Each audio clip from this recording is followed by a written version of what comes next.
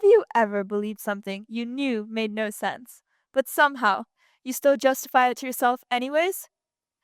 This phenomenon is called motivated reasoning. And according to psychologist Zivakunda, who invented the term, it is the mental process that includes mechanisms for accessing, constructing, and evaluating beliefs in response to new information or experiences.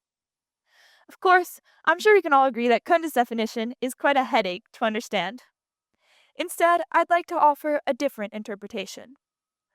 Motivated reasoning is the illogical logic we use to validate our beliefs and desires, a way to ensure our belonging in a chaotic and unstable world. Now, if you consider yourself a good person, or at least one who is used to being kind to others, which I hope is everyone in this room, I have one example that I guarantee will resonate with you: the good person conflict. Let's say you snap at a classmate or coworker, or you accidentally slam the door in someone's face. Instead of accepting that you were rude, your mind uses motivated reasoning to help protect your self image. Maybe you externalize the blame by thinking it's the other person's fault. They were walking too slowly, or that person has been annoying me all day. Or maybe you just tell yourself you're under a lot of pressure, and this is an exception that therefore does not count against your character. This is called contextual justification. The last strategy you may use is called impact minimization, where you convince yourself that the other person probably didn't even notice or care that you snapped at them or slammed a door in their face, thereby reducing your guilt and protecting your self image.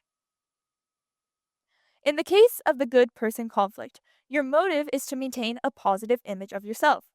And by using motivated reasoning, your brain either shifts the blame or lightens it, causing you to be almost entirely unaffected by this encounter. Now, why is motivated reasoning so important?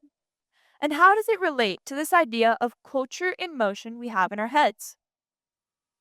I hope we can all agree that culture is constantly changing and continuously evolving, and this is reflected in our lifestyle, clothing, speech, technology, etc. However, culture can also be a huge source of conflict, and this happens when people fail to keep an open mind. Your beliefs are important, but your cultural values should not dictate who you are.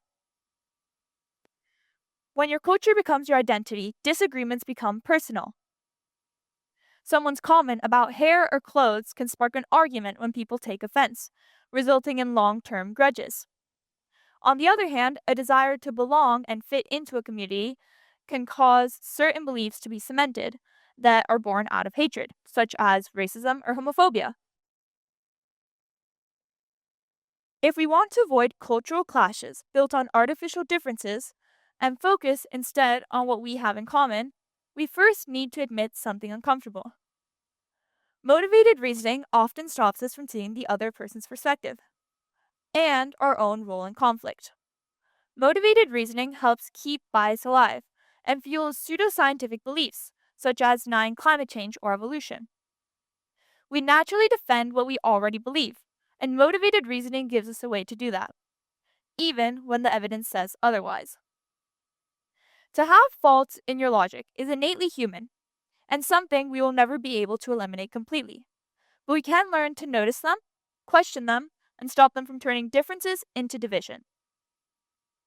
Yes, culture can be a part of you. Yes, your beliefs and values are important, but you should be able to question them.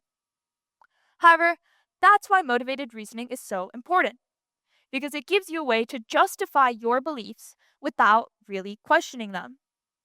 We grow by admitting our errors, but if we convince ourselves there was no mistake, how can we evolve? Culture doesn't limit us, we limit ourselves. So, how do we solve this problem? Well, since I was thinking about motivated reasoning so much, and I realized that my experiences actually resonated with a lot of the examples.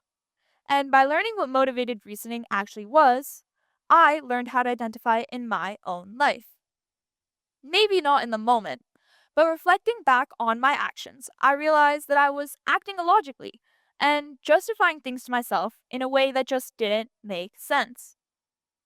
You see, I notice that whenever I am confronted or accused of doing something I did wrong, I, instead of acknowledging it and apologizing, act extremely defensively and try to blame my mistake on external factors, instead of just saying sorry. This actually happened to me recently. I'm an athlete. I horseback ride almost every single day. And when horseback riding, I'm not required, but definitely encouraged, to wear an inflatable vest that will protect my spine if I ever fall off. And yes, I have fallen off my horse. Anyways, to attach this vest to my horse, I need a sort of clip and tether to the saddle, so that when I fall off, the inflatable device is activated. That day, my saddle had one with a buckle on it, which as you can see is the first picture. However, my vest had a clip on it, not the corresponding buckle.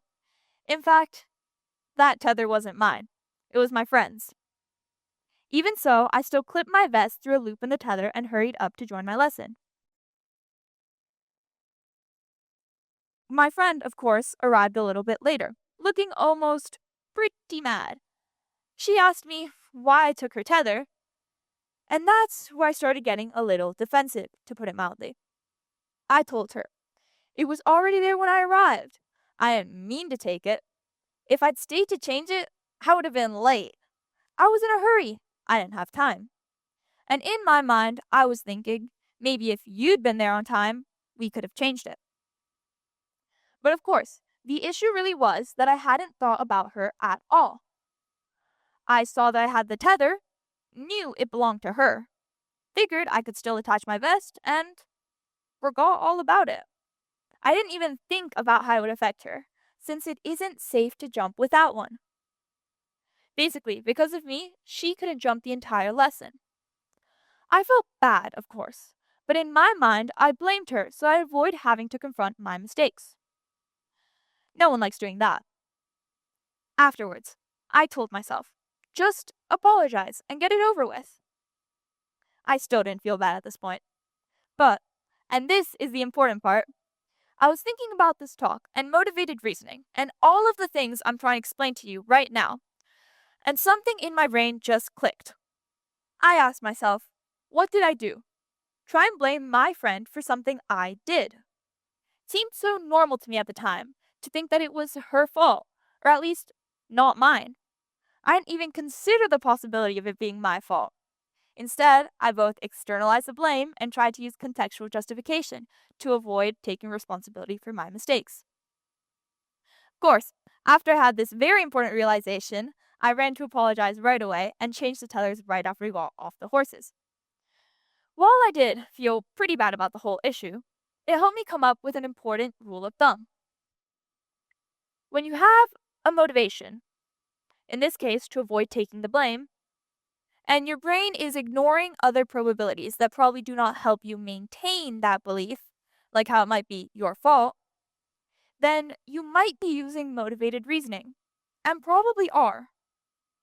While I'd like to say that this is something rare and unlikely to happen to you, I'm not going to lie. It's going to happen to you. It's probably already happened to you. It might even be happening to you right now. But that's not the important thing. What's most important is knowing how to identify it and actively trying to. Because trust me, if you're not, then there's no point in listening to me.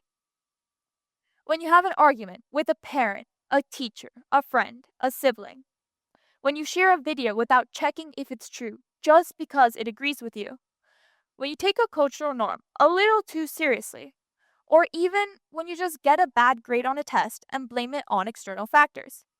The problem isn't motivated reasoning. It's our comfort in not questioning ourselves. So, I guess what I'm trying to say is that we are our own greatest flaws. We limit ourselves.